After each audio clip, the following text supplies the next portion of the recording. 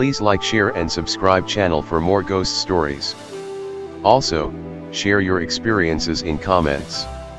Story 1, Seeing the Devil. Yes, I have seen the ghost in real life, and here is one of them. Over the span of 5 years my research has taken me to investigate some of the most haunted locations of India. And every location that I investigated had its own story, its own claims, its own mystery. In March 2017, I went to a place, to investigate the claims by a whole village, with a TV crew.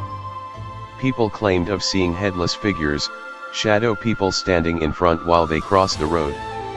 I remember a person saying, "It's not a ghost, Sahib. It's the Satan himself." It wasn't the first time I heard something as creepy as this, but for the first time I had goosebumps.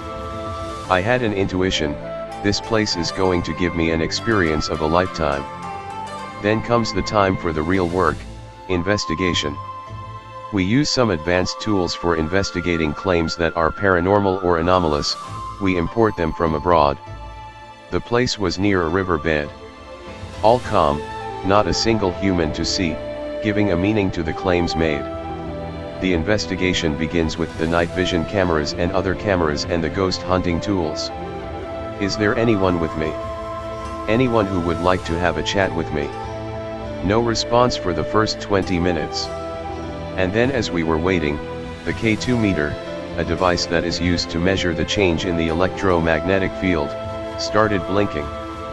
Being an investigator, my work is to debunk all the happenings using all my scientific theories.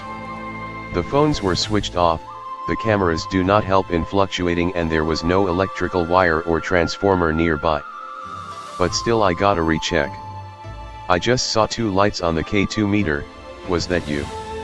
Don't be shy, we are here not to make you any harm. The K2 blinks again. Twice. Can you show us 3 lights? There it goes, 3 lights. So you ready to establish a proper communication with us, the living? If yes, give us 5 lights this time. And to our astonishment we did get 5 lights. But then suddenly and awkwardly and weirdly, there was dead silence in all the tools. No reply to my questions or any of the crew members. Weird. And then like a coincidence my eyes goes to the sky. It's full moon. But cloudy. And within 5 minutes or so it starts pouring.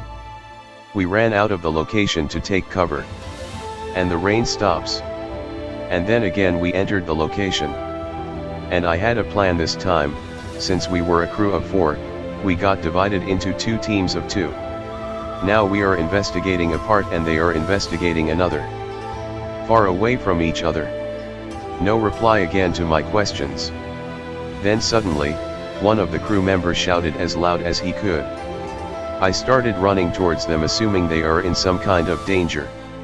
The guy was panicking, not that something happened to or with him, but he saw someone standing behind me. Who was it? I asked, calming him down. He replies, I don't know, but it was like a shadow. A shadow, Interesting. I went again to that particular place and tried to recreate the same scene so as to make the event happen again. Nothing happened, nothing at all. You must be hallucinating, I exclaimed. By now the crew was pretty much scared. I asked them to stand in groups and carry out the investigation. The cameraman was asked to take some shots of the location. Poor guy. 5 minutes to his cinematography, he comes running again. Someone pulled me, in a fainting voice. What? Who? I asked. I don't know, but I ain't lying. Someone pulled me, I'm sure. The whole crew was in shock. I asked everyone to regroup and calm down before going ahead. As we were calming down, I realized one thing.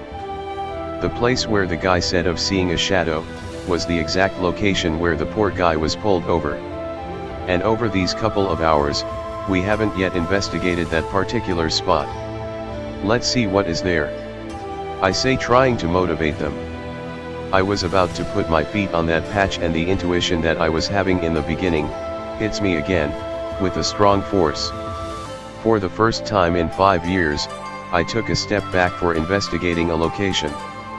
The crew was shocked to see my reaction. I couldn't understand what was happening. My inner voice was all against stepping on that patch of land. Then I sit down to ground myself. I entered this world of unknown to face my own fear. Now I have to face something that is somewhat my fear. Well, my intuition says so, I say to myself. Well, whoever you're, sir or ma'am, you're scaring us, you see, which you're not supposed to do. As I command this, I'm standing on that particular, same spot where the guy saw the shadow. By this time the K2 meter has gone crazy. And then comes the climax. We see something that blows us away. We see a voodoo doll, used for black magic, with a cloth full of red color liquid, which we assume to be blood, with a foreign sign, that is only used in the Western countries for witchcraft. Oh. This is the reason then, the voodoo doll and the energy surrounding it, is what causing all these activities, I conclude. The sign, when researched, is used to summon dark energies. Creepiness was at its peak, when I realized before we went to the location for the job to be done, one of our psychic members from Mumbai, had kind of warned us about witchcraft. And now after all these, I could establish a link. The crew calls it a wrap. As the running and chasing weren't enough, we got pebbles thrown at us out of nowhere. Well, before anyone concludes that it might be some villagers or any bad guy. No. There wasn't anyone as such. Besides, if someone would have thrown, it would have a trajectory motion, but these were falling like they were falling from the sky. We went back home and we all had bad dreams. Every single person out there. I knew I have to take a salt water bath, which I did the next day. Hope you have enjoyed the ghost stories. Thanks for watching. Please like, share and subscribe for more ghost stories.